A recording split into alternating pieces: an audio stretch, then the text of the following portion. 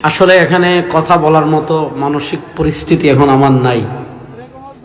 আমি যখন এই মাহফিলে আসতেছিলাম কটারকোনা থেকে এখানের উদ্দেশ্যে যখন রওনা হয়েছি, গাড়িটা ইউটার্ন নিছে। ইউটার্ন নিয়ে হলো সামনে কুয়াশার কারণে গাড়ি 50-60 ছিল। 50-60-এর ভিতর আমি যে গাড়ি নিয়ে আসছি, মানে এখানে আজকে আমার আসার কথা না। আমি কেমনে আল্লাহ আমাকে হেফাজত করেছে, মানে রাস্তা থেকে সোজা নিচে গিয়ে একদম স্পিডে গাড়িটা সোজা গিয়ে নিচে পড়ে গেছে, একদম সোজা। যেটা নিয়ে আসছে একদম ডাইরেক্ট স্পিডে গাড়ি না, স্পিডে হওয়ার কারণে গাড়িটা মানে গড়াগড়ি করে নেই। আর আল্লাহর কুদরতে আল্লাহ হেফাজত করেছেন, আল্লাহ তার নিজ হাতে। কারণ যেই জায়গা থেকে গাড়ি পড়ছে 5-7 সামনে হলো অনেকগুলো গাছ, আর একটু সামনে যেত তাহলে গাড়িটা গাছের সাথে ধাক্কা খেত।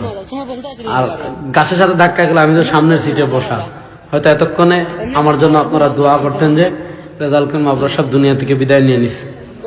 এখন দেখা যাচ্ছে যে এই গাছের সাথে ধাক্কা না খেয়ে 10-7-8 হাত নিচে পড়ছে। আবার আল্লাহর রহম ছিল, নিচের জমিটা ছিল ভেজা, তো ভেজা জমি হওয়ার কারণে পড়ছে যে পড়ার সাথে সাথে গাড়ি থেমে গেছে। তারপরে পায়ে আঘাত পেয়েছে, হাতে কিছুটা আঘাত, কিন্তু এটা তো মারাত্মক না।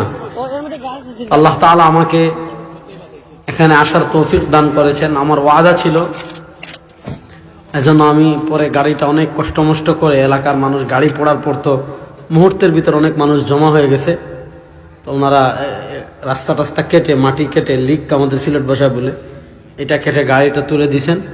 তো আমি কোনো মতে আসতে পারছি। তাহলে স্বাভাবিকভাবে এত বড় ঘটনার পর, আসলে এই 40 মিনিট আগের ঘটনা, বুঝেন না, 1 ঘন্টা, তো 1 ঘন্টার আগের এই ঘটনার পর ওয়াজ করা এটা কষ্ট। কারণ মানুষের মানসিক যে একটা স্থিতিশীলতা, মানে আমি এখন ওনাদেরকে এসব বলতে যে আমি স্বাভাবিক হতে পারছি না, কারণ ওই মনে হচ্ছে আমি দেখতেছি আমার চোখের সামনে পড়ে যাচ্ছে। এটাই হলো জীবন, 2 দিনের জীবন, যে কোনো সময় যে কেউ চলে যেতে পারে। আল্লাহ তাআলা আমাদের যাকে যতদিন হায়াতে রাখবেন, আল্লাহ তাআলা সবাইকে যেন ঈমানের হালতে রাখেন। আল্লাহ